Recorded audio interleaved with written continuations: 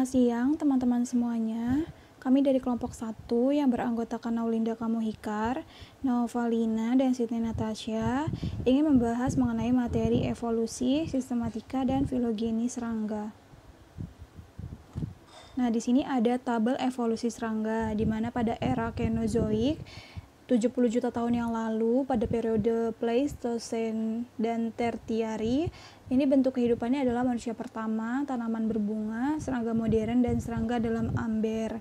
Lalu pada era Mesozoik, sekitar 135 juta tahun yang lalu, 180 juta tahun yang lalu, dan 225 juta tahun yang lalu, pada periode Cretaceous, Jurassic, dan Triasik, bentuk kehidupannya adalah reptil, burung pertama, dan mamalia pertama. Lalu yang ketiga ada Paleozoik, sekitar 270 juta tahun yang lalu, 350 juta tahun yang lalu, dan 400 juta tahun yang lalu, pada periode Permian, Carboniferous, dan Devonian. Bentuk kehidupannya adalah muncul ordo-ordo serangga modern, serangga terbang pertama, serangga besar, dan beberapa sudah musnah. Lalu ada hexapoda pertama, yaitu Collembola, dan amfibi pertama. Lalu pada era Paleozoik, sekitar 440 juta tahun yang lalu, 500 juta tahun yang lalu, dan 600 juta tahun yang lalu, pada periode Silurian, Ordovician, dan Kambrian, bentuk hidupannya ada binatang darat pertama, kalajengking, kaki seribu, dan muncul ikan pertama. Lalu ada juga vertebrata pertama dan antropoda pertama. Lalu di era Pencambian, itu bentuk kehidupannya ada invertebrata primitif. Selanjutnya, taksonomi dan sistematika. Taksonomi yaitu teori dan praktik deskripsi, penanaman, dan klasifikasi suatu organisme. Sistematika yaitu cabang ilmu yang mempelajari biodiversitas dan hubungannya dengan berbagai macam organisme. Seringkali taksonomi dan sistematika dianggap sama. Lalu ada klasifikasi, yaitu pengelompokan secara hierarki tentang sesuatu sesuai dengan tingkat perbedaannya. Lalu ada identifikasi, yaitu dilakukan setelah klasifikasi guna mengidentifikasi dan mengelompokkan spesies. Lalu selanjutnya ada filogeni. Filogeni adalah sejarah evolusi kelompok organisme yang saling terkait. Pohon filogenik menunjukkan bagaimana spesies terkait satu sama lain dari nenek moyang yang sama. Selain itu, pohon ini dapat digunakan untuk mencari fungsi dari suatu gen atau protein, riset, medis, dan lain-lain.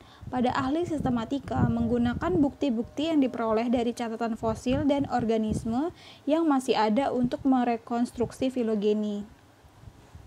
Berikut adalah pohon filogeni. Nah, pohon filogeni ini berfungsi untuk kita melihat bagaimana nenek moyang dari serangga tersebut. Lalu ada kategori taksonomi. Yang pertama ada ordo, yang terdiri dari subordo dan superfamili. Biasanya berakhiran oidea. Lalu ada famili yang terdiri dari subfamili dan supertribe. Terus ada troupe dan subtribe. Subfamili biasanya berakhiran inae, famili idea, lalu seperti B itae, lalu troupe ini, lalu subtribe ina atau iti. Lalu selanjutnya ada genus yang terdiri dari subgenus dan spesies terdiri dari subspesies. Lalu proses taksonomi. Dalam proses taksonomi diperlukan batasan.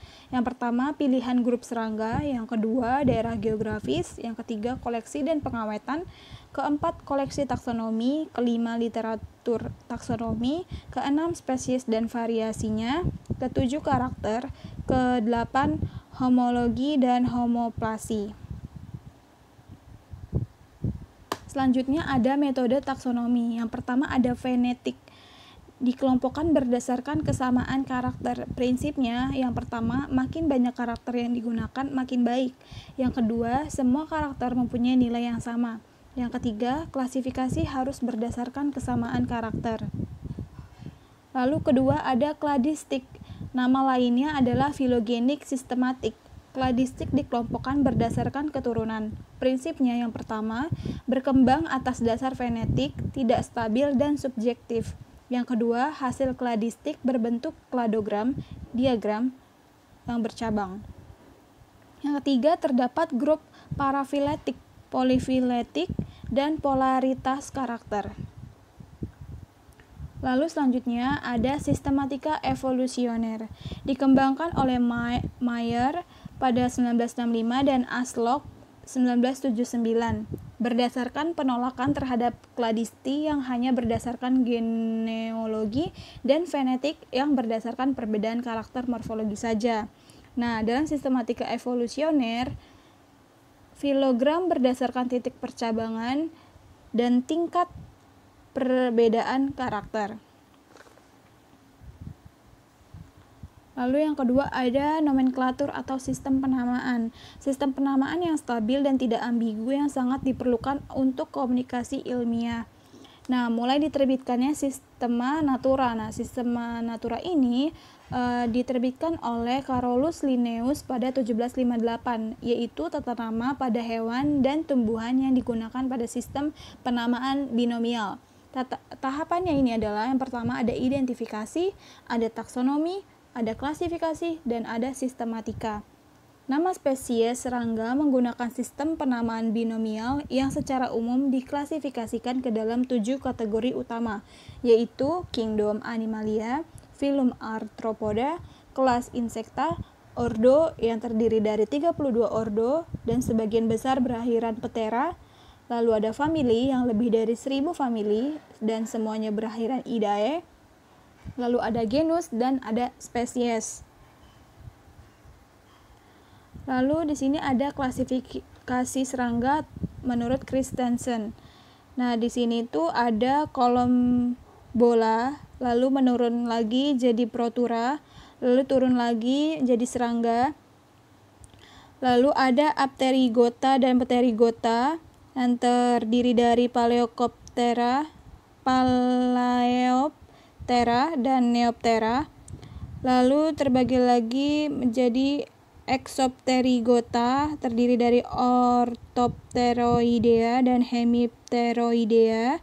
Lalu terbagi lagi menjadi Endopterygota dan terdiri atas Neuropteroidea, Mecopteroidea, dan Hymenopteroidea.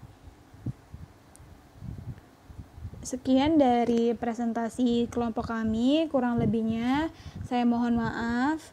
Terima kasih.